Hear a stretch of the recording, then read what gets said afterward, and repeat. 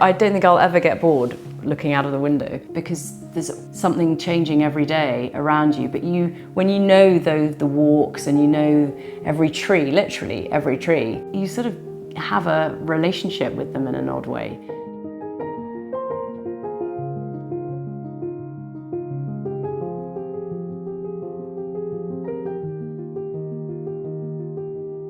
I'm Nina, I'm a gardener, and we're here at my home in West Sussex. I run gardening workshops. People come down, spend a morning here, and then we go outside and have really hands-on learning. It's very practical. We go out and do lots of stuff. My husband's from Scotland and I'm from Wales, so really beautiful countryside was really important. We love being in the city, but with our kids, we were just more and more wanting to be doing things outside. There's a river at the bottom of the garden, which also sold it to us. So the River Ouse starts just over there. And we just thought, yeah, this place, we can give them a childhood. We saw this house advertised and I came to see it the next day to rent. I knew roughly where the village was, but I had no idea where the house was. And as we came down the lane, sort of always full of expectation as to another house that we were going to go and see. But I got round the corner of the lane and looked through the fields and I thought, I think that's it down there, that must be the house. And I was like, wow, this is sort of nestled in these hills and it just felt like a big hug. It just sealed the deal for us and we were like, yeah, Sussex is where we want to be.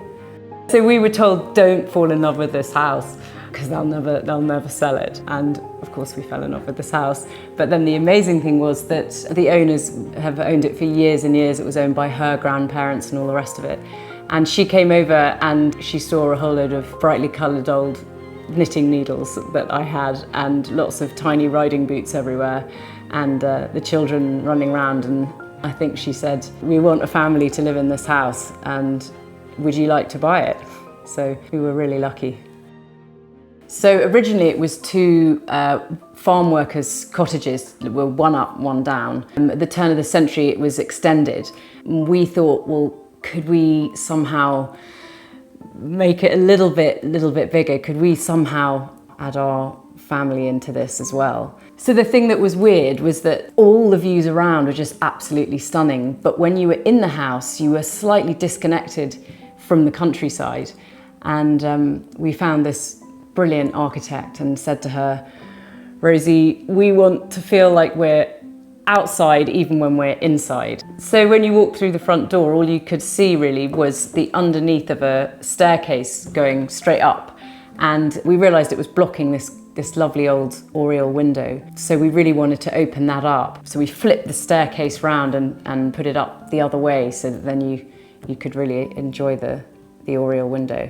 So I'm always looking over my children's heads at the gardens or the landscape outside. We sit around this kitchen table a lot and those oak trees at the back are sort of the frame. We look at them all day, all evening, all weathers. And those oak trees, I sort of feel like they're kind of members of the family. They're just always there and in this kitchen. I chose the colour in the hallway is green and it's called Willow, which is the name of one of my kids. So I kind of pretty much chose it because it was green, called Willow. Yeah, I really wanted green in the hallway because it's the centre of the house because you can look the whole way through this house. Having it in the middle of the house felt like it was green outside, green inside. End room's pink. So you've got pink, blue, green, and this is kind of yellow, but it's sort of butter yellow, exactly. I love old things. I love things that have a story, and even if you don't know the story, I love thinking of who else might have had that thing. So we've sort of collected bits and bobs over the years. What I didn't want to do was to just dress a room. I knew I really wanted a Welsh dresser. That was really important. Coming from Wales, we've always had a Welsh dresser, so I knew I wanted one. So we've got this amazing antiques fair at Ardingly that comes about every 6 weeks and found so many wonderful things. That's where I got the doll's house from, which I just couldn't resist. But I kept it in the car for 3 days before I admitted to my husband that I'd bought it. because I wasn't sure if it was even going to get through the front door. And then the chandelier in our bathroom we got years and years ago when we were first married. I used to work off Portobello Road, and down the bottom up the Goulburn Road there was an old man there that used to sell in a really random old shop. He used to find these old chandeliers and paint them, and it used to be quite a lot bluer than it is now, but he added all these really kitsch roses onto it, which I kind of love. I didn't want to have a home where you had to sort of be worrying all the time about dirt and mess. These really big kitchen doors, they're always open. The front door we don't really close, which is lovely until the dog wanders off. We had to be sort of stone floors and hard-wearing floors that people could walk their muddy shoes across. It's brilliant having a boot room where you can just dump everything, but actually we've got doors and access all over this house, so we usually have mud in the kitchen as well. I love the seasons. It's what makes the world spin round for me, really. And with gardens, of course, they change so much as the seasons change. I think this house is kind of tied into it as well, really. And in the summer, doors open, all the windows are open. I have to sort of force myself to shut it all up. Just want the air going through the house the whole time. But then I love it as it actually gets to this point in the year and you sort of think, oh yeah, it's starting to rain, I'm starting to get cold, and that can be really cozy. I love autumn. I love autumn. All the colours then go wild, and the end of the summer it's reached its maximum growth and the garden's chaos, and you sometimes feel a bit overwhelmed by that. If you just go with the fact that there's nothing you can do, just let it do its own thing. I love that about gardening. In the winter, in the autumn, even on a day like today, it's pouring with rain, but actually then I love looking through the window and it just feels cozy inside, and you sort of work out at what point you're going to turn the Aga on. That's always a bit of a big moment. It was really exciting to have this whole sort of project because there was an existing garden, but it was very small and it was all on a slope. Because we've got the hills all around us, we wanted to create a kind of landing point. So we made this flat lawn, and then all the beds sort of were kind of woven around that, and they all wrap around the house. But basically it was a completely blank canvas because we cut and turned to make the flat lawn, and that meant that I had totally blank beds. We added a bit of topsoil into the beds to try and enrich what was there. It was clay, which is sort of good and bad. Obviously it's got a lot of nutrients, but we added some topsoil as well, and lots of manure all the time to keep enriching it.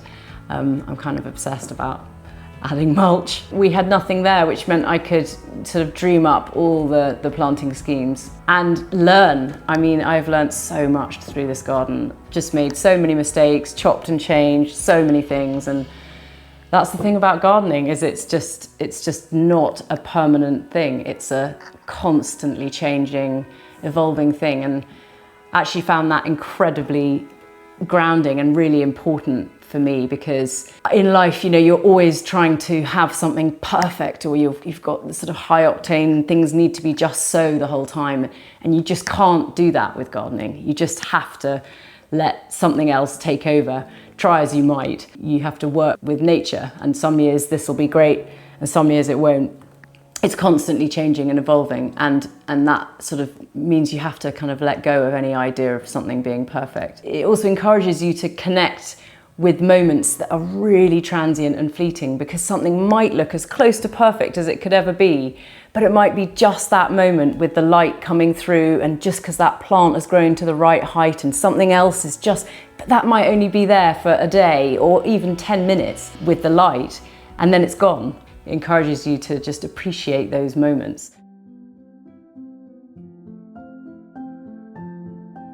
The front garden is really bright colours. I kind of went for purples and even oranges and yellows, colours that I'd never liked actually. It's east facing, so you get that gorgeous morning, wake up, start the day. And at the back I really wanted a more muted palette, that just a bit more silver and blues and soft pinks, and increasingly adding sort of lemon yellow now, which I'm enjoying, finding ways of putting that in. So we've got a cutting garden and we've got a kitchen garden. It's not massive, but it's incredible how much you can grow and eat from just a few beds. Actually, I grew up in a house where my mum and dad were constantly picking and growing, and flowers in every room and on every table, and I really wanted to be able to do that.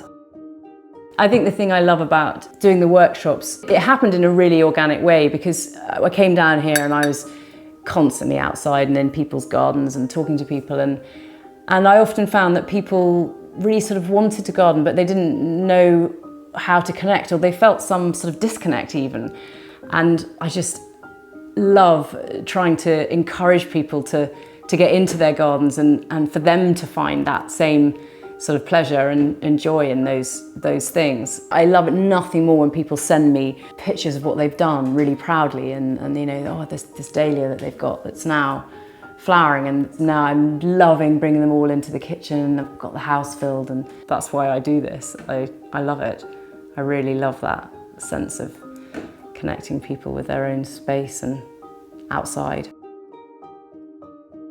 I think the countryside can help you just to appreciate things on a daily, minute basis that you maybe don't get the chance to do when you're in a city. I mean, I love cities, I love going to cities, but it's like a sort of constant sense of appreciating the things that are there, that you don't have to look hard for. They're just quietly there without shouting, and I love that.